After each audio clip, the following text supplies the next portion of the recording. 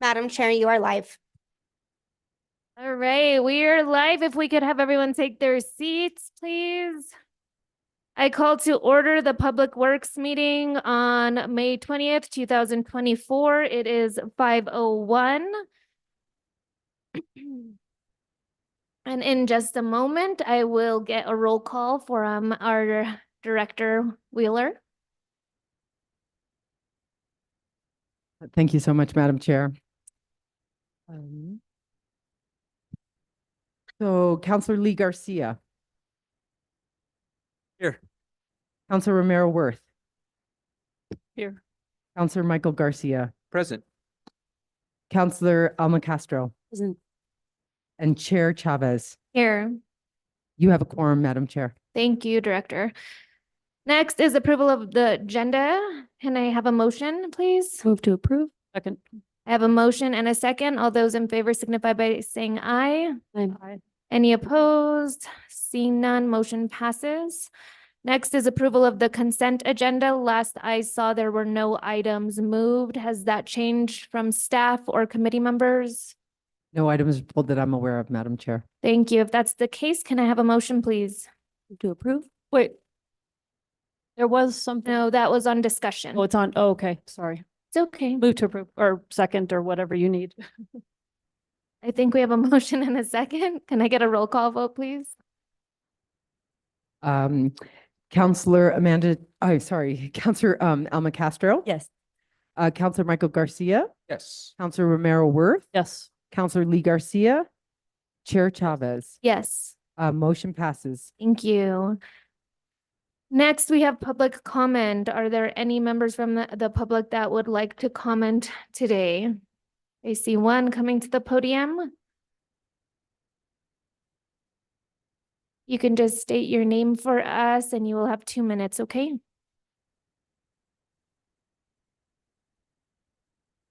Thank you, Chair. And thank you, Councillor Castro, for allowing that public comment be possible at this meeting. And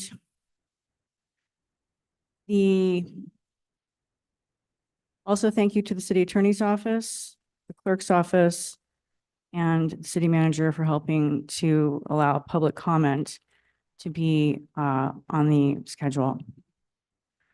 On Saturday, May 18th, there was a 5K on the plaza that was very well organized. It was a community event, and I want to thank the people from the city who were involved. The FD Fire Department presented us with a huge flag that was from a crane suspended on Washington Avenue, a very dramatic 30-foot wide flag. And I also want to thank PD because they allowed Bishop's Lodge Road to be totally clear so that people could run on the road for a good 30 minutes. So thank you for that. It was a safe atmosphere. And it brings me to the next topic, which is affordable housing. How can people participate in community events if they can't live here? The 5K is not just a measure of our community spirit and our health. It's also about people taking the time on a Saturday and getting their cause to be important and to participate. The affordable housing issue that's happening right now is really serious. At the Planning Commission on May 16th, last week, a discussion of a development is ongoing. They postponed a vote. And the reason why they postponed a vote is not about affordable housing, although there's no affordable housing in the project. They postponed the vote because they don't have enough information and they requested additional information. It's located on Beckner Road next to the I-25. And it's And if you could finish up your thoughts because the timer is up. Thank you, okay? Chair. The piece of land is for sale. So the sale is pending and it's at Planning Commission. I also read a report on the city website about affordable housing. It's a multi-chaptered annual required report. And it's got quite a bit of information about the need for affordable housing. And I encourage the councilors to read the report. Thank you. I'm gonna have Thank you, to Chair. stop you there just to be fair with everyone else. that Also, has in the comment. planning commission, chair and vice chair don't vote. Thank you. Just- Is there anyone else that would like to comment today? Thank you. Please come up and state your name and you'll have 2 minutes. I'd like to comment on the proposed immediate safety ordinance. Is now the time to do that? You can do that and just make sure your mic is on or you're close enough because we can't hear you that well, okay? Is that working out? There it goes. Thank you. Thank you, Madam Chair. My name is Daniel Williams. I am the policing policy advocate at the American Civil Liberties Union of New Mexico. And I want to start by thanking this committee, the whole city council, the mayor, and the city administration for the work that has been done and is ongoing in Santa Fe to address the problems of homelessness and extreme poverty. That is important work, and we believe that that is the kind of work that should continue. Unfortunately, we believe that the proposed ordinance related to median safety undermines the important work that is being done. As you know, the ACLU has serious concerns about the constitutionality of this ordinance and concerns that it could lead to costly litigation for the city. We also believe that this will negatively impact some of the most vulnerable people in our community, especially folks who are unhoused, people who are living in extreme poverty. We believe that this ordinance, even if amended to reduce the potential penalty, will lead to over-policing of folks on the streets, further entrapping them in a complicated system that will not help them transition out of houselessness into stable housing, but perpetuate the cycle of poverty that they face. We believe that we have seen across the country and even in the states that attempts to criminalize homelessness further entrench the problem. We also know that even low-level pedestrian safety ordinances around the country are enforced in a very disparate manner and tend to be targeted overwhelmingly toward Black and brown people and people who are unhoused. Again, further entrapping people in the criminal legal system and the cycle of homelessness. So we do oppose this ordinance and we look forward to the conversation. Thank you. Thank you so much. Anyone else for public comment before we move on? All right, I see none. We will move on to our next item, which is presentation and informational items. And we have the Paseo Real Water Reclamation Facility Progress Update. And we have Brian, and I'm gonna say his last name wrong, but I'll let you introduce him. Director Dupuy. Thank you, Madam Chair. His name is Brian Attia from Hazen and Sawyer, and it is regarding a update at the public or the Paseo Real Water Reclamation Facility. I'll give a brief introduction, and Brian will take off on some of the specifics. One of the questions we're going to be meaning to answer is the request from Councilor Garcia for specific understanding of what the plan is and the response to our administrative order received in March of 2024. We also received an administrative order from NMED last week.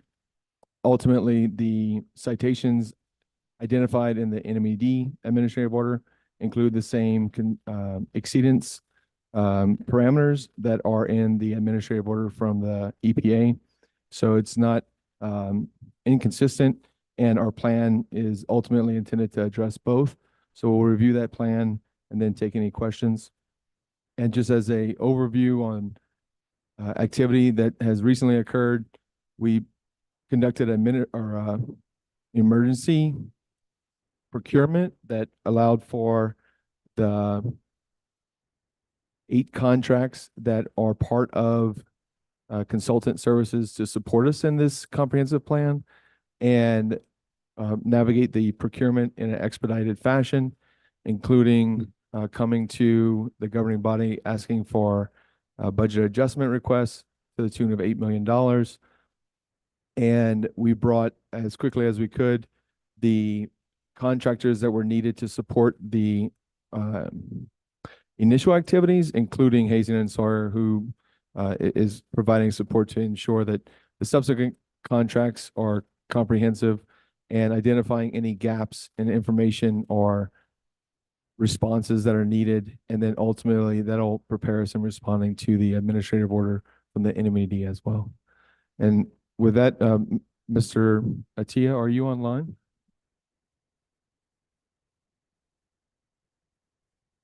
So give us a moment while we try and bring him online.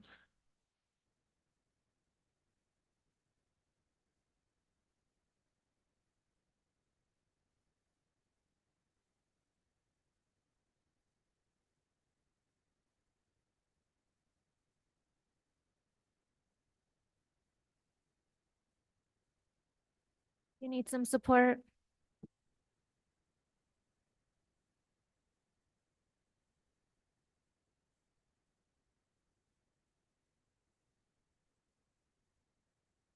There, anyone?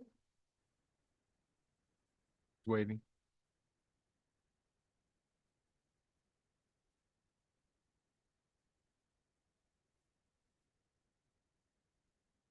If you send me the one for this meeting, I can forward it to him.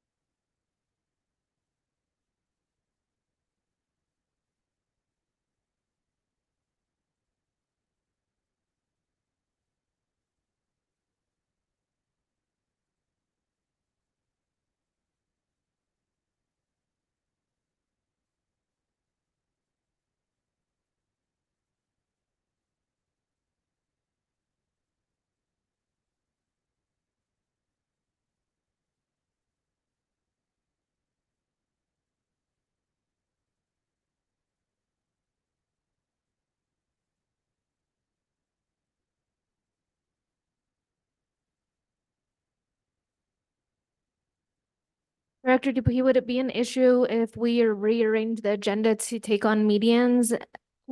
And would would the contractor be okay waiting on us? I just know that we do have another meeting right after this, so I don't want to hold us up too much. That's fair. I'm sure the consultant can wait some period of time while we address the medians. Unless he was just You're right able- there, it looks like. Perfect, we're ready. Thank you, Thank you. Madam Chair.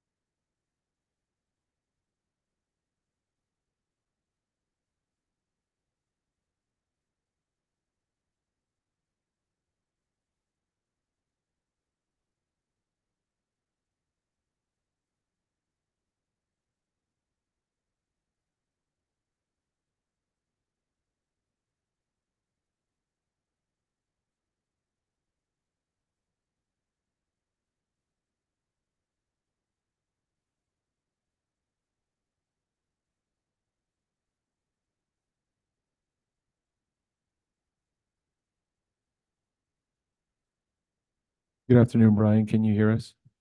I can hear you. Can you hear me? Yes, we can hear you. Okay, I apologize for the technical difficulties. I joined the Same on our meeting. end. And thank you for joining us. And I gave a brief introduction. Apologize if you weren't able to hear, but also if we could, I know you have a presentation. If you want to verify that you're able to share that. Yeah, absolutely. Okay.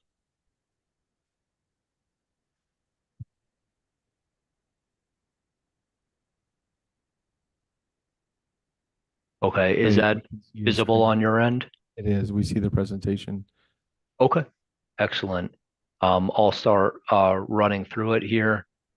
I don't know if the procedure is for me to get through everything and then pause for questions, or if people could ask questions along the way. I'll follow whatever the protocol is. You can go ahead and give the presentation and then we'll hold up on questions until the end, okay? Okay, sounds Thank good. you so much. Yeah, so I'm here today to provide a progress update on our efforts working with the city of Santa Fe to resolve the matters related to the Paseo Real water reclamation facility.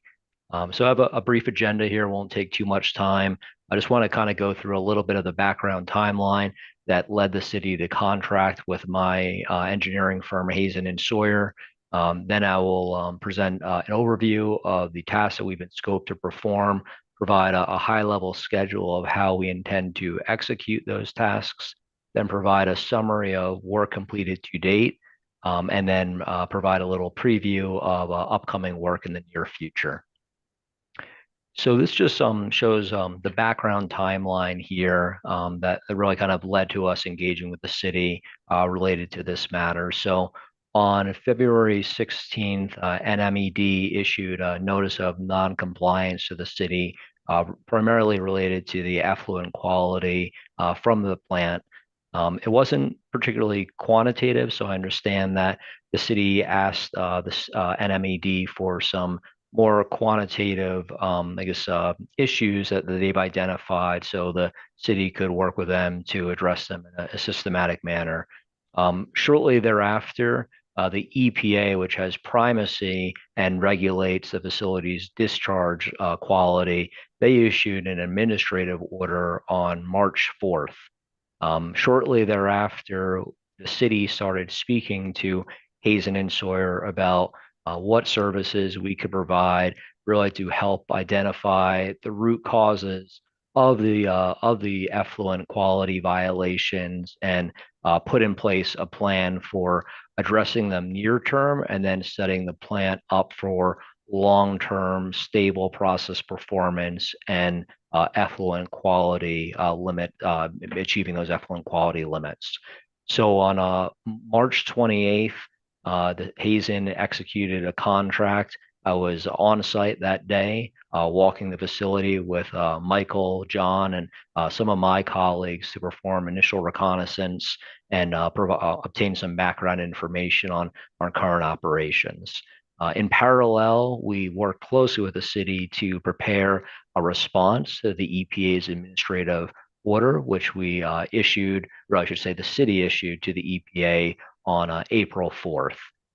Then on April 29th, the city executed the contract with Hazen and Sawyer, but just want to point out, we are working on this effort really from March 28th onwards.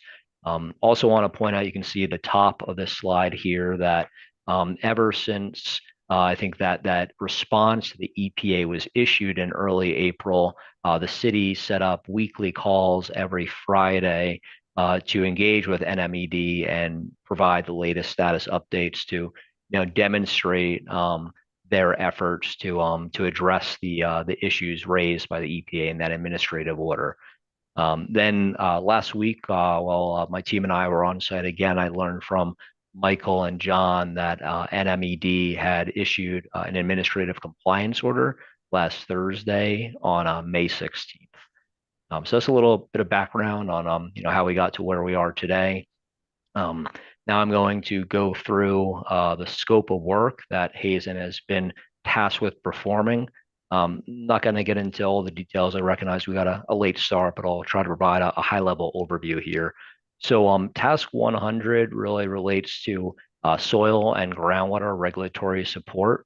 We are working with a laboratory to analyze those groundwater and soil samples for PFAS contamination based on some of the requirements of the administrative order that really pertains to the biosolids land application. Task 200 is communication support, and that primarily relates to our participation in those weekly calls with NMED to provide them with almost continuous status updates on the city's efforts to address the administrative order. Task 300 is really geared towards the staff at PRWRF. Really what we're trying to set up is kind of a knowledge management program. Some of kind of the foundational elements will include area procedures and expectations that are really intended to convey, how to operate the facility in a sustainable manner. So we're going to develop those, train staff on their implementation, and then kind of further develop that into operational strategies for each unit process, as well as an overall operational plan. So, not only does the plant, in terms of the infrastructure run smoothly, but the operational team and the organization behind it is also running smoothly. Task 400 is primarily focused on kind of auditing and improving laboratory practices, mostly related to sample handling, sampling, reporting, documentation, QC, as well as facilitating communication of lab results to operations. So plant operational staff can make informed decisions based on the latest lab data available. Task 500 is instrumentation inventory. Really, the goal there is to assess what instrumentation is available to inform operational decisions, identify gaps, and recommend additional instrumentation to fill said gaps. Task 600 relates to a process model. So we're going to really perform some pretty intensive sampling and utilize plant data to calibrate a process model that can really mimic the plant. That will allow us to really simulate proposed changes, whether they're process changes or infrastructure changes. We can simulate hypothetical scenarios to validate, the path forward before making monetary investments in those paths. Once we have a calibrated process model, we can segue that into task 700, which would really involve converting that model into a digital twin, which is kind of more of a dynamic tool that has a user interface. It really just makes that model more accessible and more usable for operational staff, so they can test hypothetical scenarios and evaluate different modes of operation to keep the plant operating in a stable manner. Basically allows them to trial certain ideas before implementing them full scale. Task 800 will really be fully scoped based on the findings of the results of tasks 400 through 700, but the aim there is to contract with a third party to kind of host the digital twin model. So that testing and simulation can all be performed remotely. And then finally, task 900 pertains to near-term improvements at the facility that are intended to stabilize and improve plant operations. Some of those are already underway, and more have will be identified in the near future. We will provide the engineering support necessary to implement those near-term improvements. So in terms of the overall schedule, I know there's a lot of material here. I'm not going to dive into every line here. Really, the key message is, we know time is of the essence. We completely understand the urgency of the matter. Since my initial site visit on March 28th, I've spent some time every day. I speak for my team as well, focused on this facility and getting it back on track. So, it really is an intensive effort and a high priority for Hazen. What we've done here is kind of laid out how we're going to execute tasks 100 through 900. You can see a lot of concurrent activities. We've kind of internally set up sub-teams so we can execute work in parallel, as well as capitalize on the synergies between tasks. In here, the dark green indicates completed tasks, and just know we started really essentially April 1st. The orange indicates ongoing tasks, and then the kind of lighter blue is work ahead of us. Right now, a lot of our effort is focused on the process modeling task. That model will provide a very useful tool as we move forward. So you can see task 600 is well underway. We were on site last Thursday doing some initial sampling, and we'll be performing more sampling in the near future. In addition, we'll be really kicking off task 300 during a call with the city tomorrow. So, between those two tasks, which are two of the largest tasks, we're going to be focusing on improving the process and also giving operational staff the tools needed to stabilize and maintain that stable operating mode. So that's the high level overview of the schedule. Moving on to work completed to date. As I said earlier, we had an initial reconnaissance mission on March 28th. We've obtained a massive amount of historical data from the facility. We've combed through that, analyzed it. We actually presented it, our findings and observations related to that data to the city during a workshop last Thursday on the 16th. We've been meeting with the city every Tuesday for 1 hour to coordinate and discuss kind of the near-term look ahead. And as I said earlier, we've also been participating in the city's calls with NMED every Friday. In addition, we performed the microscopic analysis of the activated sludge on April 22nd in order to identify the microorganism kind of population, what it's comprised of, which will inform some operational recommendations, which I can get to on the next slide here. So a lot of work, a lot of coordination over the past several weeks with a lot more ahead. In terms of the operational recommendations, they really kind of fall into 3 categories at this point. What this table does is kind of list the current issue in the left most column, then the impact is presently having on plant operations and effluent quality, the recommendation we've provided to the city, and the anticipated effect of that recommendation. In terms of the first one, bulking filaments, I mean, the activated sludge process, really at its core, it involves manipulating environmental conditions to cultivate a population of desirable organisms that will perform the treatment process and really prevent the growth and proliferation of less desirable organisms. So the problem right now is that microbial population is out of balance. The bad organisms are far outnumbering the good organisms. What that results in is poor settling sludge. So a lot of matter leaves the secondary filters. It then goes on to the tertiary filters. Then you have tertiary filter breakthrough, which is the second line. But right now, we'll just kind of stay focused on the first line. So our recommendation at this point is to implement chlorine dosing at the tune of 500 gallons per day. We are working with the city to implement that in the very near future. And shortly thereafter, the next step will be polyaluminum chloride dosing. So in terms of the chlorine, really what that's going to help do is destroy the undesirable organisms. Full disclosure is kind of indiscriminate chlorine, so it's also going to destroy some of the more desirable microorganisms and take some time to reestablish the population of the desirable microorganisms. But once we destroy the more filamentous, poor settling microorganisms, the settleability of the sludge is going to improve, and that will really positively impact everything downstream, notably the tertiary filters and the UV.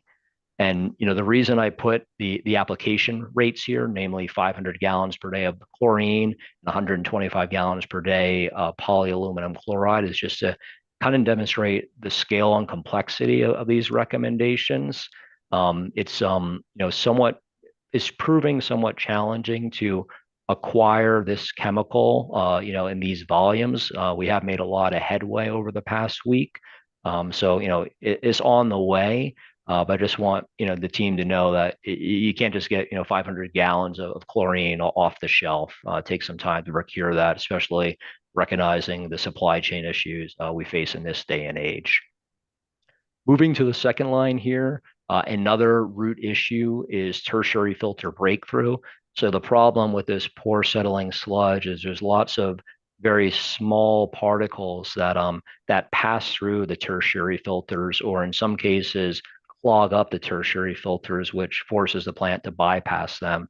So what happens there is we have elevated total suspended solids, turbidity, and E. coli in the effluent. And one issue with having a lot of particles in the effluent when it goes to ultraviolet disinfection is that those particles really shield the E. coli from disinfection. So that certainly contributes to the elevated E. coli levels. The recommendation to address this issue is twofold. It involves installation of pressurized sand filters, which is happening as we speak, as well as rehabilitation of the traveling bridge sand filters, which is also underway. The city currently has about 6,700 cubic feet of sand on the way to get those traveling bridge sand filters back online. So once we have those two systems up and running, the efficiency of tertiary filtration will improve. It will reduce the particle shielding of E. coli in ultraviolet disinfection and ultimately reduce the effluent E. coli levels. Then finally, another root issue here is low dissolved oxygen in the aeration basins. What that's really doing is creating an environment where those bulking filaments can proliferate. And in doing so, it kind of creates all the issues we discussed earlier. And it also handicaps the desirable microorganisms, namely nitrifiers, and results in high effluent nitrogen. So another recommendation is involving sequential replacement of failed air diffusers in the north and the south basins. Those diffuser grids are currently in the procurement process. They will first go into the north, and then we'll work with plant operations to drop the south basins and replace the diffuser grids in the south basin as necessary.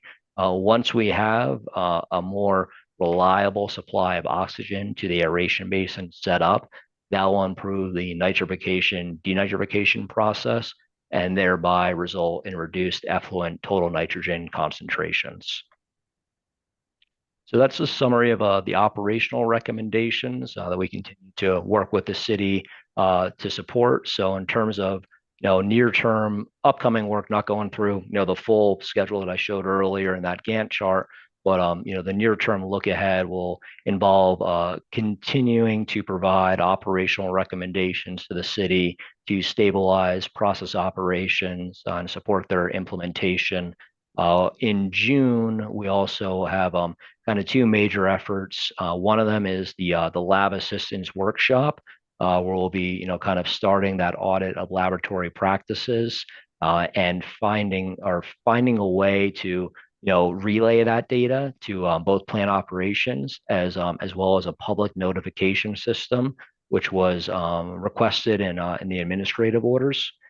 And then in addition, the sampling campaign for process model calibration, that'll involve several team members at the facility for 8 days, providing diurnal sampling and analysis services so we can really fully characterize the influent wastewater coming into the facility and then use that information to calibrate a process model.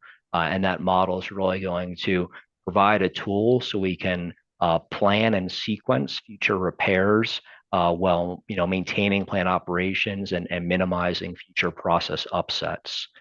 So that's the look ahead, and that's my presentation for today. And again, I'm sorry I was running, had some technical difficulties. No worries. Thank you so much for that presentation. I will say, I don't think the one that's uploaded is the one that we just saw here. So if we could get the updated presentation uploaded onto PrimeGov, that would be much appreciated. Absolutely. And with that, does the committee have any questions? I'm going to turn it over to Councilor Garcia. Thank you, Madam Chair. Atiye, is that? Atiya. Atiya. Thank you, Mr. Atiya, for pronouncing that for me. I as well agree that we need to get the updated slide deck, just because there was some critical information on the slide deck that wasn't necessarily correlating with the presentation that I had studied up on. In regards to the recommendations, there was a whole list of actions to be taken. So my question is, will that come at additional cost to the city, or Is that part of this budget? Can you help me understand where we fall with those recommendations? Madam Chair, Councilor Garcia, there will be additional expenses necessary for numerous items identified, mostly because the initial outline is for the structure, but part of the process was to identify gaps.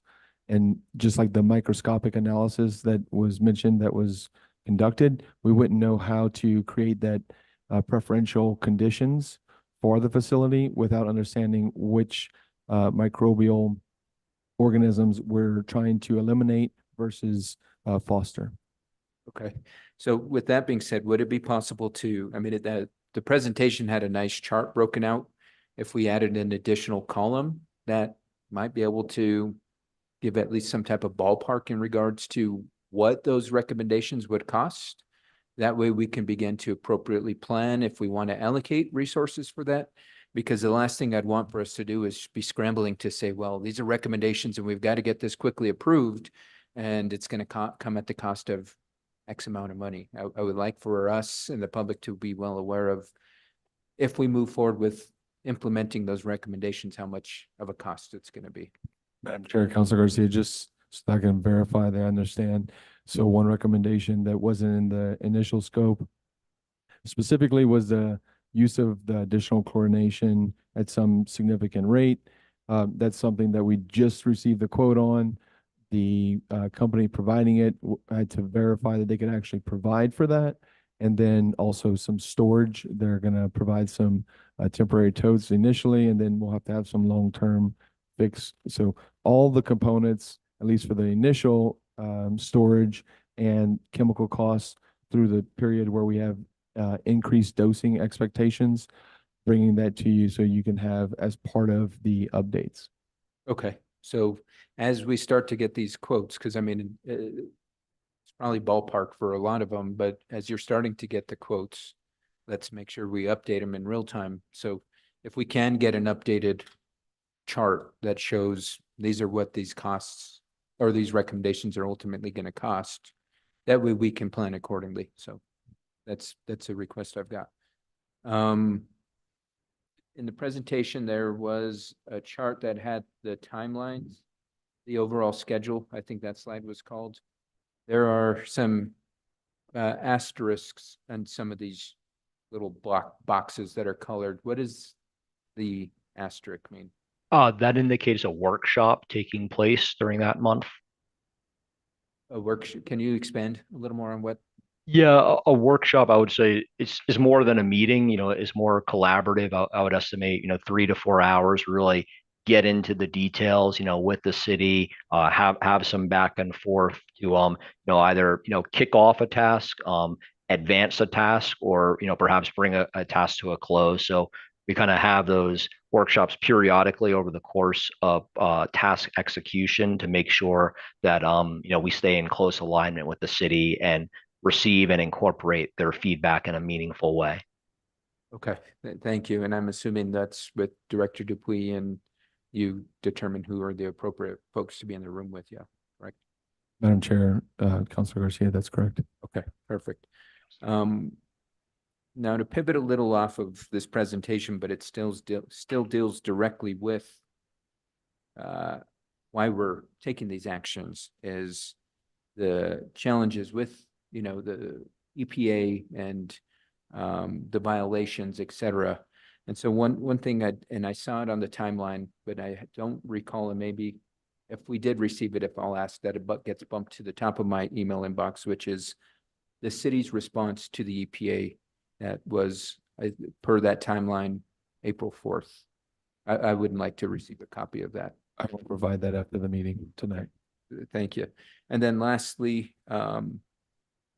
through some communication you had sent to us, Director Dupuy, that we are facing a potential fine, a significant amount of roughly $2.3 million for violations that lasted over 425 days. And I know there is an opportunity to have some conversation around that. Where are we at with that process? Since we, Madam Chair, Councilor Garcia, since just receiving the administrative order, we've coordinated with our legal office, the city attorney's office, and our consultant who, ultimately is here to help facilitate those discussions, convince them that we are doing everything meaningful that we understand is able to be done. And ultimately, historically, it's generally well received to the extent that you can explain that well and request that that funding relative to a penalty be allowed to be put toward the fix.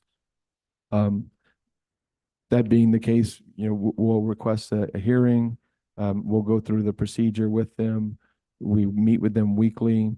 So I'm hopeful that we can come to some type of result that's in accordance with that. And we'll keep you updated as it proceeds. Okay. And if you can just give me an update, when the hearing is, the outcome of the hearing, et cetera. Not requesting to be present, but just an update on the hearings proceedings and the outcomes. That would be greatly appreciated. With that, no other questions. I really appreciate you bringing this forward, Director Dupuy. It really shows you're taking this seriously, and not that it wasn't before, but I really appreciate the focus and attention you're putting on this. Because this is a critical matter for our community. And as I've always said, if we don't get this fixed, we're going to have potentially a very expensive return flow pipeline we can't utilize, and we'll be facing hefty fines from EPA for any violation. So thank you, Madam Chair. And that's all I got. Thank you, Counselor Garcia. Counselor Castro? Thank you so much. Thank you for the presentation. I appreciate it, Mr. Atia. I just had a quick question about reporting back to the community. So I do see that we're having quarterly groundwater samplings as well as soil samplings throughout 2025. Is there any way that the public can access those water quality reports? Madam Chair, Councilor Castro, those are available through the EPA's website. What we intend to do is go a step further. We want to have like an alert system that is, as soon as we're entering data in our lab, that we've updated our procedures to have one location where we're entering in information, and then that is then routed not only to our consultant to provide assistance for us and have the most recent up-to-date data, but also the community so they have awareness if there's an exceedance and can take appropriate action. Perfect. Thank you so much. No further questions. Any other questions? Counselor O'Mara-Worth? Thank you, Madam Chair. Thank you for the presentation. Thank you, Mr. Let me try it. Atia, did I say it right? Terrific. For being here tonight, really appreciate it, and appreciate all the work that you and your company are putting into this.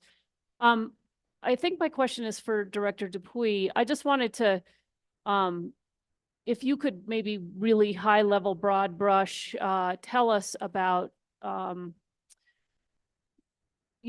fixing the wastewater treatment plant to be in compliance with our permits, and long-term, reconfiguring, rebuilding the facility, millions of dollars in costs over a pretty considerable time horizon. Can you just touch briefly on the types of places we'll be looking for funding for this project? This isn't something that's easy to fund, and we'll have to tap into a variety of sources to get that money. Madam Chair, Councilor O'Mara-Worth, thanks for asking the question. We are actively pursuing a state revolving fund through the Clean Water State Revolving Fund loan, and we should have next Public Works and Public Utility Committee meeting a resolution that we're working to put forward that includes getting authorization for loaning up to 90+ million for utilization for the facility, knowing that we're going to need that funding whether we go a reconstruction route or a rehab route. And that funding source is very flexible, and it allows for us to have confidence that we have a line of credit, but we are not actually paying interest until we're actually requesting a reimbursement. And that enables us to go out for other funding like grants, any match funding that we can work with the state's new program that does match funding, and any other alternate loans. and then have that money subsidize what we're needing to take from the line of credit from the state revolving fund. And mentioning just the, uniqueness and meaningfulness of the state revolving fund program, it's at 0.01% interest, so astoundingly low. I don't think it's an opportunity that will last for any extended period of time. So we're, seizing the opportunity to use that so where we can minimize the increase in any rate that would be necessary to achieve the outcomes we need. Great. And I just want to commend you for that, for the knowledge that that loan program exists, and also being proactive and going after it. And I do think it's important that people know the favorable terms and why that makes sense. And so I appreciate you outlining that. You did mention grants, and I'm imagining we'll be applying for state and federal grants to fund this work. Madam Chair, Councilor Romero Worth, that's correct. And just expressing appreciation, we received 1.6 million from state appropriations this year, and we're moving forward to meaningfully be ready to spend that money as soon as it's received through their process. Right. And yeah, and I was going to ask you next about the state funding that we've already received, as this was in our top 5 in terms of priorities for the city in getting money from the legislature. So thank you for anticipating my question and providing the information. Not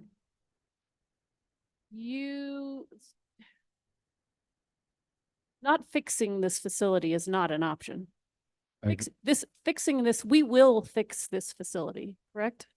Madam Chair, Councilor Romero Worth, that's correct. We have to. I mean, this is critical piece of our infrastructure. Not meeting our compliance requirements is not an option. Correct. And not being able to handle the city's wastewater is not an option. Correct. Right. So we will fix this facility. It may cost us a lot of money, but it will cost us a lot of money. And we'll have to tap into a whole variety of sources to get it done, but we will fix this facility. Madam Chair, Councilor Romero Worth, that's correct. And ultimately, it's an investment in our future and the capabilities and resiliency of our community. It's an investment across the board. It ties directly into our water supply and our long-term future. Okay, and then just one other thing about this public-facing information on the sampling results of what our E. coli and nitrogen levels are. That'll be available on our website. Is that what you're planning? Madam Chair, Councilor Romero Worth, that's correct. Okay, and in, it basically, the sampling will happen through Hazen and company, and they'll, when it's up, when we have to report it, timely to talk about that a little bit. I think the timeliness of it is a really important piece. Where basically it would be an automated system, and as soon as we know the results, it will also be providing them to the community. Madam Chair, Councilor Romero Worth, it's a great question because it actually entails some work that Hazen has done with us on the water side of the Public Utilities Department. And ultimately, it's a great tool that we have readily available that enables us to view our information from multiple locations or make it available to the public readily and easily. That is something we intend to leverage, but we'll have support from Hazen to come in and understand our current process, because even today, trying to get the results from our lab to Hazen, who is there, intimately active with everything that's occurring, we have difficulty with that. And so, we have a SCADA system that has instrumentation that takes readings automatically, it stores in a historian, as well as hand samples that require up to 24 hours for the results to become available in our lab, and also some outside lab work that may take extended period of times. With the PFAS results, those take multiple weeks to receive back. So a wide range of results, wide range of where that data is stored. This would allow for us to consolidate that and make it more streamlined to be able to provide to the public. And it'll be provided in real time. When we get it, it automatically will be provided to the public. Madam Chair, Councilor Romero Worth, that's correct. That is the intention, and that's what we will have accomplished. If there's any delay, we would readily identify that and make it a known issue. And the only way that it would become something that we don't remedy is if we have some physical limitation where there's some small delay. Because I agree that that is something I think people are interested in, is having timely information on where we are and what the water quality level is. So I think that's going to be important. Thank you, Madam Chair. Thank you, Counselor Lee Garcia. Thank you, Madam Chair. Thank you for the information, Director Dupuy. This may be for you or maybe the contractor, but what is a realistic compliance? I mean, how far are we out from that? I mean, I see in the graph, you know, the step plan is through the middle of 2026, but you know, how quickly are we, you know, can get to that where we're at least in compliance or standard and not going to be subjected to these fines? Thank you, Madam Chair, Councilor Garcia. Mr. Atia, if you wanted to take a stab at trying to address that. I know we've discussed it at length. Yes, thank you, Madam Chair and Councilor Garcia. So I think there's going to be kind of a stepwise improvement here as it relates to process performance and permit compliance. There's a number of parameters we're dealing with that are in violation of the current permit. They kind of fall into two categories. I would say the first is kind of suspended solids, turbidity, and E. coli. And the second is nutrients, namely nitrogen and phosphorus. So I think we're going to see improvement on the E. coli, the suspended solids, and the effluent turbidity within the next 1 to 2 months. And what's driving that is the implementation of the pressurized sand filters, as well as the rehabilitation of the existing traveling bridge filters, coupled with chlorination and chemical dosing. That's going to help improve the sludge settleability. Once you improve the sludge settleability, those other parameters, TSS, E. coli, and turbidity are going to drop as well. And I would anticipate that will happen within the next 1 to 2 months once we have those measures online. Then once we've improved the sludge settleability, part of that process is going to involve the chlorination step, which, will kind of indiscriminately eliminate both the desirable organisms and the undesirable organisms to reset the activated sludge population. So after that, that kill off, we're going to need some time to reestablish the desirable organisms by cultivating the environmental conditions necessary for their growth. So that will probably take 1 to 2 months. It is a biological process, and it takes time to get those microbial populations to the volume or the quantity needed to remove nitrogen and phosphorus. So that's probably 3 to 4 months out. But I do feel that 3 to 4 months out, first we'll kind of stabilize the TSS, the E. coli, and the turbidity. Then we'll move on to the nutrients, and we should be have the ability to comply with the effluent limits at that time. But it is important to understand that that's kind of the near term effort to demonstrate the ability of the plant to achieve the permit limits and hopefully get us into compliance. But there is failing infrastructure out there that needs to be addressed. So after month 4, there will be additional process upsets, and they're going to be really necessary in order for us to take down basins, take down equipment so we can repair or replace it.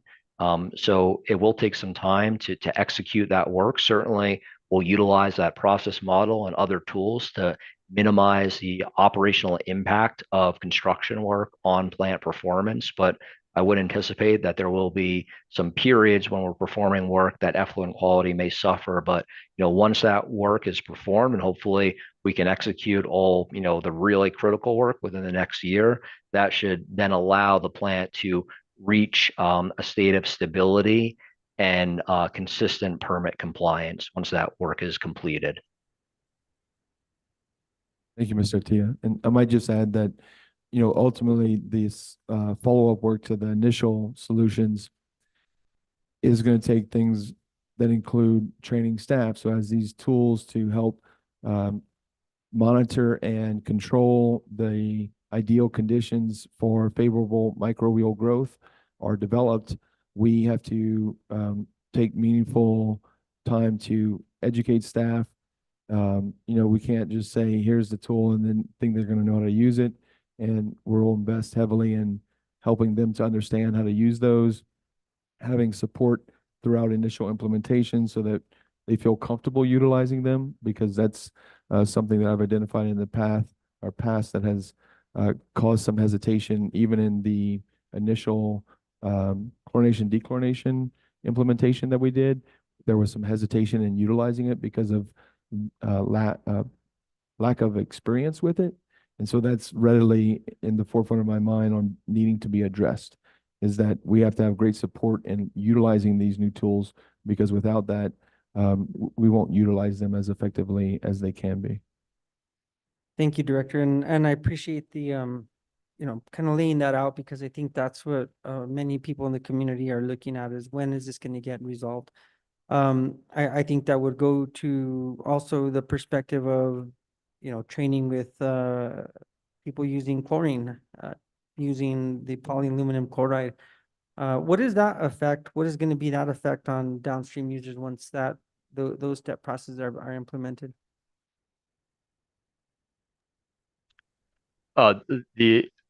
Sorry, Madam Chair and Counselor, the effect should not manifest itself downstream. We're proposing adding chlorine at just enough dose to eliminate the undesirable microorganisms, but that will consume the chlorine itself, so it should not manifest itself further downstream. If for some reason there is excess chlorine, that's when we would work with the city to utilize their dechlorination facilities to make sure that there aren't impacts on the downstream users. Thank you. And again, I believe that it would be very important to keep this governing body in the loop as to, the step process and where we're at as we go through this process, because it definitely is a big concern to the community, not only the city, but those in the county that receive the water downstream. So Yeah, and I'm sorry I didn't fully answer your question, because you also asked about polyaluminum chloride. So that will not impact downstream users either. The polyaluminum chloride is going to bind with the solids, and then eventually it settles quite well, so it will get wasted out of the system eventually and end up in the biosolid. So it will essentially be removed from the liquid stream, so it won't impact downstream users. thank you. And I just don't necessarily need any feedback from this, but it would be really interesting to know when the last time we were in compliance and when the plant was working at its optimal, and what were the step processes that were being done at that point. I know it's changed now. The city has grown and there's been a lot of things introduced into this plant. And so it would really be great to have a historical perspective as to how the plant was functioning 10 years ago or even 5 years ago, and when we were in compliance. And so with that, I'll cede the floor, Madam Chair. Thank you. Thank you, Councilor Garcia. And I just have a few comments. I do feel like transparency during this process is going to be key, but not only for water quality, just for the process and some of the concern around the fact that, there's been Band-Aids put on the plant and keeping it running. And I think that the community really wants to be up to date and involved as we come up with a permanent solution. And I think that if we could find some way to communicate that, I was whispering to Councilor Castro here about adding a web page or something that's easily accessible that has all of the information in regards to this item in one place.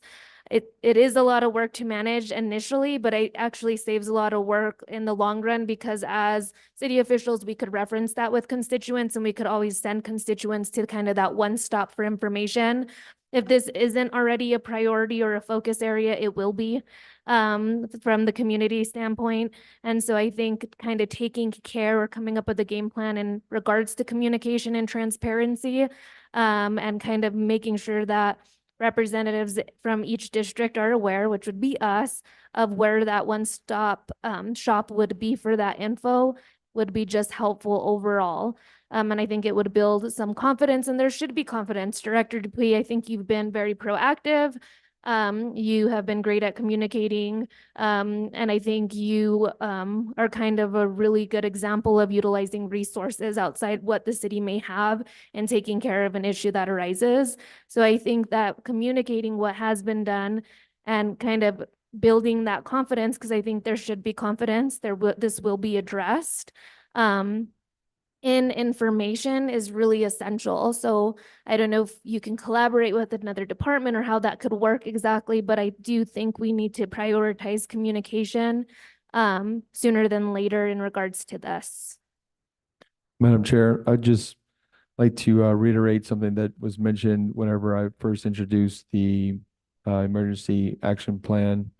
Some of the work done was to identify how this has been resolved in other situations. One of them being Albuquerque-Bernalillo County Water User Authority, and another one, the city of Raleigh, North Carolina. One of the consultants that we have on board went through this process and ultimately implemented ISO 14001, which is an example for how to be as open and communicative as possible.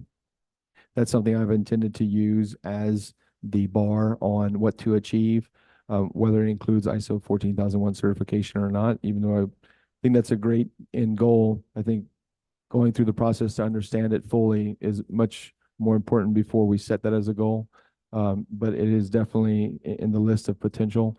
And so we will start working on developing a communications plan that helps bring the community along as we proceed through the project. Yeah, and I think that with our community, well, with something this sensitive, I think even in regards to timeline, like there will be delays. Realistically, we live in a real world. There are things that occur. And I think that our community is very open to that, but they're open to it when it's communicated. And so really as much information as possible. I imagine the biggest thing that they're going to want to track is a timeline of improvement, just like the chart we have, but much more friendly, where they can get updates on what's delayed, why it's delayed, what does that mean. I just feel like more information will make this process smooth for the community as a whole. And I think that's what we want, especially I know as a city official, I have full confidence in the work that your team is doing. And so having the communication coming from your team, through our mouths as representatives, I think would be key just to keep the community as confident as we are. Thank you. All right, any other questions? All right, and thank you. I'm gonna say it wrong. Attia, Mr. Attia, for being here. I appreciate your time and the presentation. And thank you for collaborating with the city. Of course, thank you, Madam Chair and councilor members. I appreciate the opportunity to participate today. Thank you. So moving on to our next item is our action item, discussion. Consideration of Bill number 2024-7, adoption of ordinance 2024- to be determined, introduced by Mayor Ellen Weber, a bill relating to median safety, creating a new section 20-6 SFCC 1987, regulating the use of medians in the city of Santa Fe. We have Marcos Martinez, a senior assistant city attorney here, and we did request additional staff on this item last time, and I do see that we do have additional staff present. So I will turn it over to you, Mr. Martinez, unless you prefer to go straight to questions. Thank you, Madam Chair, members of the committee. Aside from the amendment to the bill, this is the same presentation as last time, and so mindful of the time constraints that you're all under, I'll just stand for any questions you have. And I think we need a motion, right? Yeah, I'd move to approve, and I'd also like to move consideration of the amendment when you're ready. All right, so let's focus on the original ordinance, so we have a motion on that. Is there a second? Madam Chair, I think at the committee level, we don't necessarily have to have a motion. I'd rather get some questions asked before I have a motion. That's well, we can vote down the motion, but rather get questions before we make a motion. We can move the amendment after, but I will just say, since we have a motion, I do want to see if there is anyone on the committee that would like to second. I'll second for discussion. Thank you. And so we have a motion and a second, and we will now turn it over to the committee for questions. Councilor Romero Worth has a, Councilor Miraworth. Madam Chair, I just have an amendment. So whenever you're ready, if you want to ask questions first and then we can, then I can move the amendment, that's fine. All right, so Councilor Garcia for questions. thank you, Madam Chair. So Mr. Martinez, one of the questions we had last time, and don't know if you were able to get the data for us, was the number of curbs that this would affect, the number of medians throughout the city that this would affect. Thank you so much, Madam Chair, Councilor Garcia. So our GIS team has done a preliminary analysis of the medians. This is just the very first brush of the data that's in the system, and it looks like 47 out of 519 medians do not have an area that is 36 inches wide. So the other way to say that is a huge lion's share of our medians are 36 inches wide or more. And this is without field verification or anything, but this was our expectation minus 47. 472 medians are wide enough, 36 inches or more in the city. Okay, Out of do we 519. have locations for them based off that we have This, identified them? yeah, thank you so much, Madam Chair. Councilor Garcia, this is from GIS data, so it's from map data and attributes that are in the system for each median. And so, we have a citywide map of all the medians. We don't have anything that's like colored nice red and green yet and broken up into pieces that you could print, but that, we have some steps to go before we have a really great, list, but we could quickly get a list of which medians are the 47 that are not wide enough as preliminary data. Great. And the only reason I'm asking is, should this continue to move forward and ultimately be adopted, a list would be a great tool for a police officer that would be required to enforce such law. And Mr. Martinez, I asked this last time, and I don't know if we were able to get any clarification. Why did we land on 36 inches? And the reason I ask is BPAC held a conversation on this topic a couple weeks back, and maybe Director Wheeler can help me with this, but I know that there's some specifics around federal requirements and median size and what is actually qualified as a median. And so we had a long, robust discussion, and folks couldn't really understand why we came with the 36 inches, because according to most federal standards, 48 inches, 4 feet is the median size. And so their thought process was, if we were going to move forward with enacting such a policy as this, we should have some policy that's really grounded in a justified reason versus we're picking 36 because it's 36. And so if you can help me understand why we decided 36 versus 24 versus 48. There's no mystery behind it. It's simply based on the model ordinance that was upheld by the courts. Okay, so it's based off of a previous law. That was another, okay. So I just wanted to make sure that I brought that forward because there was some major concerns around that. So that the way it's currently written, there was also concern around an individual trying to cross the road safely and having to stay in the middle of the road and be able to safely stay in the middle of the road without facing consequences. And so some folks have done research, and there are some laws around the country where it is allowed for an individual to be on a median for 2 light cycles. That way they can safely cross the roadway. And I think it ultimately comes back to safety. That's what this ordinance is about, is safety. And so I guess, and I know you can't speak for the sponsor, but that's something I would recommend that and I'm happy to propose the amendment. I'd ask the sponsor if they're okay with that, but I will move forward with an amendment at a future date to allow for an individual to safely stand in a median for at least 2 light cycles.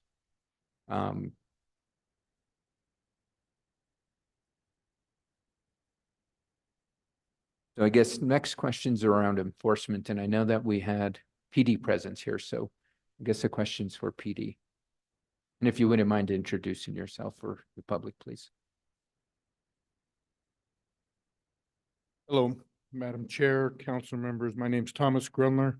I'm a captain with the Santa Fe Police Department. I'm in charge of the support ops section, which houses the traffic unit, DWI unit, bicycle patrol, and animal services. Okay, thank you, Captain Grunler. Really appreciate it. So my question to you is, should this ultimately pass, your team will be charged with enforcing this ordinance. And I know that based off of info we've been provided in the past, your team responds based on the priority and need in the community. And so the position I would not want your team to be in is if you're responding to critical needs in our community and this ultimately is not being enforced, there might be some perception from community members that we're not enforcing it. So can you help me understand or help the public understand why this might not be enforced, what plans there might be besides strict enforcement and a penalty, which currently results in a ticket and potential violation? Is there a plan for warnings? Any info you can help with? Absolutely, Counselor, or committee member. Usually whenever we do a new ordinance, there's usually always a grace period. We usually try to get it out there. Here's the new ordinance. Usually about 30 days, we go out and issue verbal warnings, maybe even written warnings, whatever the case may be. But it's usually the policy anytime we've instituted or a new ordinance has been instituted that we go out and do warnings. And we usually ask with the help of the city to post those things out there that, if we're doing this, I like your amendment in terms of a kind of a safe harbor two light cycle deal. Having it clearly posted on what the median size is going to be and how to enforce it, because our officers do need clear guidance on what they're going to do and how they're going to do it. In terms of being able to enforce it, it isn't going to be something necessarily my guys are going to do solely. Honestly, they handle traffic crashes, and our bicycle patrol team are kind of a Swiss Army knife. They get sent all over the place. And right now they consist of 5 people. So this would be something that would be implemented PD-wide and would be very helpful. The reason why I say that is in 2023, we had 113 cases involving the median. These are only the cases that were documented. In many of these, I have no doubt there were first contacts that were not documented. And had we had an ordinance that could be enforced, there would be a lot of recidivism that we wouldn't be dealing with later on, and sometimes in a serious fashion, whether it be 2 individuals fighting in the median, people passed out in the median. I could read you down the list of the different cases just from 2023. And then in 2024, we've had 37 cases thus far involving the median. And again, these are only what's documented. A lot of times our officers are doing verbal warnings, telling people, this, that, or the other while they're on their way to another call. In terms of traffic safety, the reason why this would also be extremely helpful is in 2021, we had 82 vehicle versus pedestrian crashes. It's 82. 19 were on serious road, 3 were fatal, vehicle versus pedestrian. In 2022, we had 68 vehicle versus pedestrian. 23 were on serious road, 5 were fatal.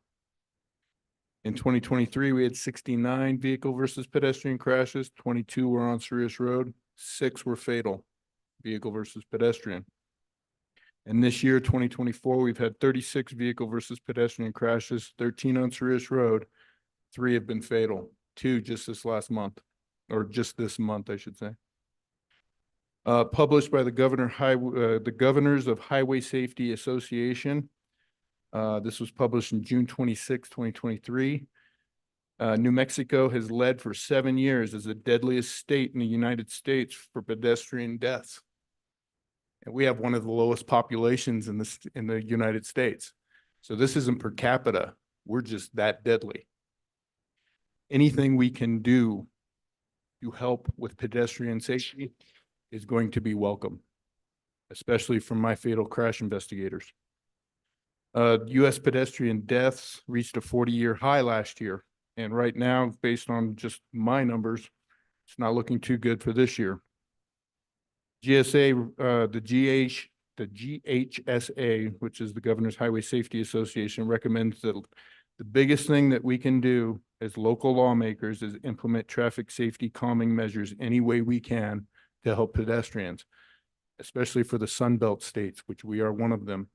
And unfortunately, the Sunbelt states all the way across the country are where we have the highest, whether it's because we have warmer weather, more people walking, or it's a more open area. For whatever reason, we just tend to have the highest pedestrian deaths. National Highway Traffic Safety Association, last full years that they have numbers published is 2022. It had 7,522 pedestrians killed, 67,000 pedestrians injured that year. 80% of them were low-income minorities. And that's primarily due to, these are the people that are walking. These are the people that maybe can't afford public transportation or their own transportation, but they're greatly affected by this. And I would venture to say that the numbers probably won't lie much here either. And that's between minorities, Native Americans, and Alaskan Natives. And that's just, I was actually tasked with this just today, and that was just the information I could pull today in the last 4 hours. Thank you, Captain Grundler. I really appreciate that. Let's look at the data you gave for 2023. Yes, sir. 69 versus vehicle pedestrian incidents, right? Yes, sir. How many of those were on medians? So for the pedestrian versus vehicles, I would have to go a lot deeper and it'd take a lot longer than I had time to do today. So I do apologize. I can, given some time, probably pull those out. And in some of them, there's going to be no way to know, especially when it's a fatality with no witnesses. We don't know if they were simply crossing or if they were coming from the median or they were crossing, stopped at the median and then continued, or if they were in the median for a prolonged period of time. So quite honestly, whatever numbers I do come up with probably aren't going to be, extremely accurate because we have no idea. Unless we have a verified witness saying, yeah, he was out there for the last 2 hours and then he walked off the median and got hit by a car. Right. Well, I definitely based that this proposal is the foundation of safety. Yes, sir. I'd like for us to justify that we're ultimately using the basis of safety. So I'd ask the same question for 2024, but it seems like you haven't been able to dig deep into that micro part of it. And if we can get that at a future date, that would be great because I want to make sure that we can attribute these incidences to median because we can throw out all kinds of numbers out there. But if we can't say that that's the cause, then I really have a challenge with it. No, I understand, sir. I understand where you're coming from. The problem, what I'm trying to explain is there's no way to come up with an accurate number. Chances are I'm not going to be able to give you, the number is going to be very low. The chance I'm going to have somebody who witnessed somebody out there, whether it was just crossing the street or they were in the median for a prolonged period of time, is going to be extremely low. And the reason why I brought up the numbers is because, like I said, both NHTSA and the GHSA, any kind of local ordinances for traffic safety are going to be helpful. This is the only one that I know of that's on the board right now. And so that's why I brought forth the numbers. Again, I do apologize. I wish I could give you a clearer answer on that, but it would be almost impossible and very unreliable if I did. Right. No, I appreciate it, Captain. Really do. Out of the numbers, going back to kind of the 2024, or even recent, these fatalities or even the injuries, how many of them are cyclists? I mean, because I know, I want to make sure we're differentiating somebody that is standing in the median, somebody that is riding their bike and has been injured or ultimately killed. None of the numbers I gave you were petacyclists. We actually tracked those and I excluded them specifically for this reason. Okay, great. I just want to make sure that there's not a. Absolutely, sir. Yeah, go ahead. Okay, I know that we have limited time and I just want to give everyone an opportunity to ask questions. Yeah. Would that be a possibility? And Yeah, then we'll come go- back go- to you. Absolutely. Counselor Castro? Thank you so much. I appreciate it. Captain Grundler, do you happen to know if there are any public intoxication laws or animal endangerment laws that might be applicable if somebody was on a median, either intoxicated, fighting, as you mentioned, or with an animal? So we do, even if they're on the median, leash laws apply. So I know that we've had just the calls, some of the calls that I pulled, that I looked at today, there were a couple that said there was a dog off leash in the median. We already have an ordinance that would cover that, because dogs are required on leash regardless of whether they're in a median or not.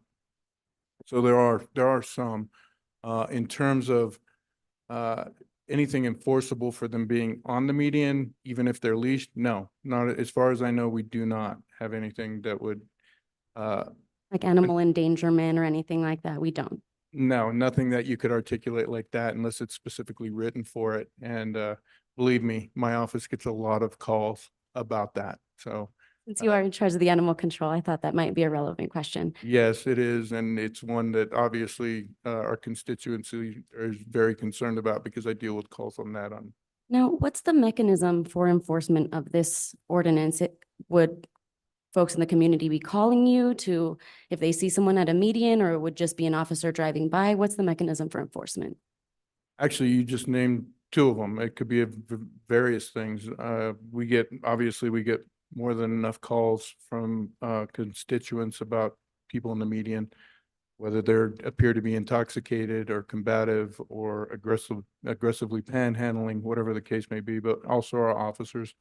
Yes, if they're on patrol, if they see something, even if they're going to another call, if there's something that's happening in the median and it's serious, they're going to stop. But if they're just in the median and they're not doing or harming anybody, no, they're not going to stop. But if it's an enforceable offense, yes, if they have clear direction, but right now the direction is they can be there. So And we are talking about around 10% of medians in the city approximately.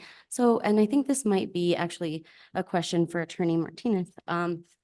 What would happen if an officer were to enforce this on a median that was larger than 36 inches by accident? Thank you, Councilor Castro and members of the committee. I'll defer to Captain here, but I would say that would not be an enforceable citation because it would not comport with the ordinance restriction. And could that person possibly sue the city? Sure. I don't know that it would be successful because the prosecution wouldn't really continue, but I can't predict the outcome of a suit like that. So we could potentially be opening ourselves to litigation if we are not following our own regulation of 36 inches. Yes, sure. Thank you. And then I guess my last comment, Council, can I? of course, Captain, sorry. I would say, so in a case of like a citation, highly doubtful. Chances are if they fight it, they're going to win just like you would any other citation.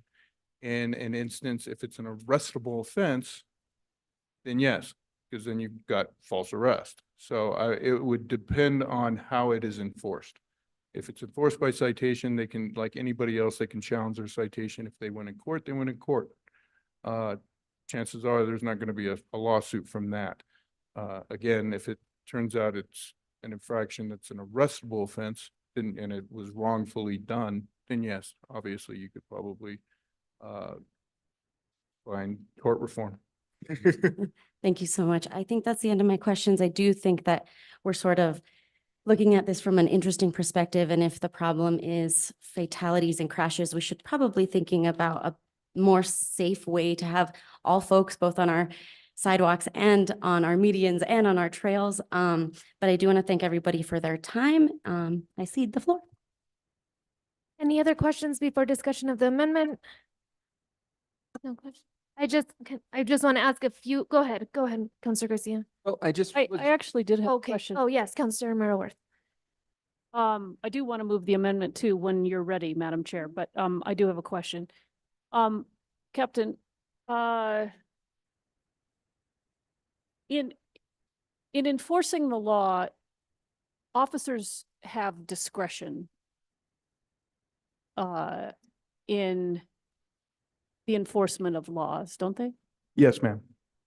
And so if someone were actively crossing the roadway and standing on a median, they don't necessarily have to issue a ticket, particularly if it's pretty clear that they're moving from one side of the street to the other.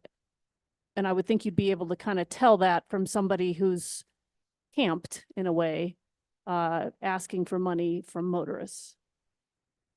Yes, ma'am. For the most part, you're absolutely correct. If somebody's just walking across the street, they're not typically carrying a whole lot of things, and maybe groceries, who knows? But yes, officers have discretion. They're encouraged to utilize that discretion, and if they want to give verbal warning or simply investigate a little further and go, okay, you were just crossing the street, then absolutely. Same could be said about jaywalking citations, same thing. They can warn, they can give written warnings, and they can give actual citations. And they can just stop for information and just say, hey, you were hanging out there in the middle a little long. Were you, where are you headed kind of thing, right? Yes, ma'am. That's the only question I have. Thank you. Thank you, Counselor Garcia. Thank you, Madam Chair. I was just going to make the comment more so than a question is that, a lot of the instances, I think, Captain, you mentioned earlier, fighting in the middle of the road. I would be surprised if that's wouldn't be an offense, right? You can't just go and fight in public. I mean, if there was a fist fight on the plaza, what would be the outcome of that? Would you? Oh, no, absolutely. When I mentioned the fact that a lot of times these are secondary instances where they may have already made contact with law enforcement who could have, in a particular instance, maybe the fight was breaking over because some panhandling locations are very well sought after by certain people. And we know for a fact that some of those fights have been for, this is my place, this is where I earn my money. And sometimes those fights break out. But you're absolutely right. That's something that regardless of whether they were in a median, on the sidewalk, or anywhere else, that would be enforced. The reason why I mentioned it is sometimes it can be, it would have been stopped before it even started because we had some way to enforce. You're not here, you can't be here for a certain reason. Obviously, for safety, which would be the primary reason that we're doing this, or you're considering doing this. Great. And I think one last question I have is, we currently have a panhandling law on the books. Is that being enforced, and how many times have folks been issued tickets over the past year, past 2 years, past 3 years? I will get you those numbers. That's not something I did look at. Okay. Thank you. Thank you, Captain. I appreciate it. Counselor Lee Garcia. Thank you, Madam Chair. Captain Grundler, thank you for all the information. This is kind of a comment, but it'll turn into a question because to me, it sounds like what we're trying to do here is obviously keep people safe. And if it's 10% of the medians in the city, if we're on a track record of of creating a law or a rule or an ordinance that's gonna, the direction is to keep people safe. And is this a tool that you would find useful and helpful for your department to keep people safe?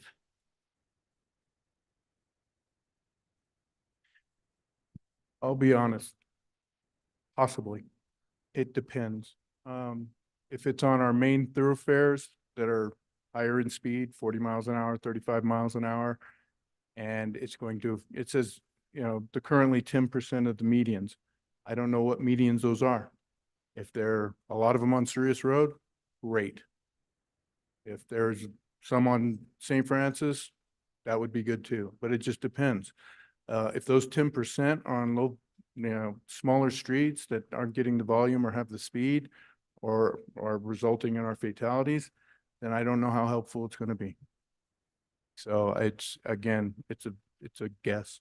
Well, it is tough to forecast that until you actually have data, but I think the direction of this, and I hate to go off into tangents because, I mean, there's a lot of overlapping things that possibly you could look at, but I just think that that's, you know, we do have to make sure that it is covering all the bases and not affecting people's rights, but at the same time, the number one issue is to keep people safe off of these very narrow medians with whatever they're doing on those medians. So those are my comments. Thank you, Madam Chair. Counselor Marlworth? Thank you, Madam Chair. I think this question is for Assistant City Attorney Inez. Can you speak to the current state of our panhandling law? Wasn't it? It's my understanding that the courts have basically made that law something that we can't use as a tool right now. Or perhaps we're just choosing not to based on the legal landscape, because it seems like it might be found to be not passing constitutional muster. And I hear rumors, so it'd be helpful to have some sense of. Thank you, Councilor Romero-Worth and members of the committee. My understanding, and I'll verify this, is that the city does not presently enforce the panhandling ordinance because it has, under the city attorney's office's reading of it, some infirmities with it that would prevent the city from enforcing it. And I can go into a little more detail on that draws some content-based restrictions in the way that it defines panhandling and impacts sort of protected speech. And the what you said, infirmities are because of the case law, because of rulings by the courts. At what level are you where I'm kind of putting you on the spot here, at the district court level, at the federal 10th Circuit appellate level? Where are we? Yeah, well, there have been challenges at the federal district court level, certainly, and at the appellate federal court level recently on these types of ordinances. So, and going back probably, 20 years now. Okay, that was sort of my understanding. Madam Chair, if you're ready, I'd move the amendment. Okay, I would like to move Amendment A. And essentially, I'm pulling it up right now. Oops, no, I'm not going to use that one. There is both the amendment and a red line in the packet. And this would change the penalty that's offered in the original bill so that the penalty for the unsafe use of a median would be a $25 fine, similar to jaywalking. It would add it to our uniform traffic ordinance, and it would strike what's currently in the bill, which is a penalty that includes jail time and a higher dollar value in terms of a fine. And so I would like to move this amendment, which would lower that penalty. Second. Point of information, can I ask questions about the amendment from the sponsor? Absolutely. Perfect. So what happens, first, how is this enforced? Through what mechanism? And what happens if someone can't pay the fine? So I don't know that I'm the best person to answer that question. It's a $25 fine. It's the same, it is municipal court, and it is, it's just I'm not sure the mechanism. So if you get a ticket, then you would get a $25 fine. And I don't know, I defer to our city attorney's office about whether you can just pay $25 or whether you have to go to court for that. I don't know how that works. I don't practice there. Unfortunately, I actually probably don't have best background for that either. My understanding is it's a citation offense, and so you can pay the fine. I understand that there are some alternative methods for people who cannot pay the fines that are available, and that the municipal court takes that into consideration, the ability to pay when they determine if you were to contest the citation, that is. That is my understanding. You could either pay the citation, contest it in court, and explain your financial circumstances. There may be some alternative methods of paying for that service, community service and other. And we have seen a few statistics from the ACLU in particular about how these laws are applied. Is there any way or mechanism that we have to make sure this is applied justly and without prejudice? Are you directing that to me? Whoever it is appropriate, yes, but I would direct that actually to our police captain about how they enforce laws. Because I think this did come up with the mufflers and how a muffler law would be. And my recollection of the testimony there was that the police department does not track, is it track? What's the word I'm looking for? Does not, well, maybe I'll just. demographic information? Does not target, I think is the word I'm looking for. I think I remember that. I wasn't directing at me. I believe it was at the chief at the time. Yeah, we don't typically track the ethnicity of the person for a particular violation. I mean, as you know, we're a Sunbelt state, so most of the windows are tinted, so we have no idea who we're pulling over. But in terms of a pedestrian law like this, the one nice thing about technology is the camera doesn't lie. Most of the time, it's going to be on video. And we've come very far in terms of holding our officers accountable to make sure that all the interactions are videotaped. If the infraction happened, chances are it's going to be on video. If it's not, chances are the immediately following the infraction, the interaction between the officer and the person is going to be on video. It's going to be recorded. No other time in law enforcement history has there been this amount of accountability. So in terms of how can we ensure that this is going to be done justly and without prejudice, all I can say is there's no other time in law enforcement history that we've been held to the accountability that we are now today. And I've been doing this for 20 years, and I can tell you that law enforcement has changed by leaps and bounds in the 20 years I've been in it. I'm sure that's well appreciated in our community. Thank you so much, Captain Grundler. So who is in charge of that quality control and who reviews those tapes? So every officer who's assigned to a sergeant, they have to every month watch random videos, and the videos are just pulled randomly and not by the sergeant. They don't just pick and choose. The computer actually sends you random videos every month. Same thing for the lieutenants looking over the sergeants, and sometimes they're officers and the captains over the lieutenants. So every single month, they have to review so many videos. And the computer basically sends them videos, review this, review this, review this. And I can attest just to myself, when I was a lieutenant, I've had to call many sergeants in and be like, why are you turning your camera off in the middle of the case? Why are you doing this? Why are you doing that? And again, I've never seen the kind of accountability we have today in terms of that.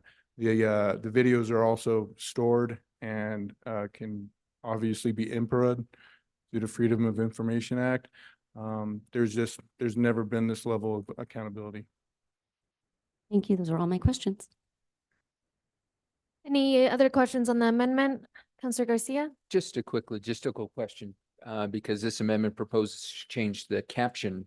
Does that mean we have to send it back to a public hearing? What's the process for this, should it pass? Believe because it was an amendment, I because defer- we I haven't, defer to the attorneys in the room. well, we haven't approved the amendment for the caption to be changed on the original agenda because we haven't approved the original ordinance. So without that approval, we wouldn't have we wouldn't be able to change the caption, I believe. City attorney will say it much better or more accurately. Madam Chair, do you mind if I answer? Madam Chair, members of the committee, I believe this is the first committee that's voting on this legislation, and so we haven't published the caption yet for the, prior to the public hearing. So I think it's scheduled also for quality of life Wednesday. We'll update the caption for the next meeting that it's scheduled after quality of life. If it is amended tonight, it sounds like that you just adopted the amendment. And then the publication for the bill before the public hearing would be updated to include this updated caption.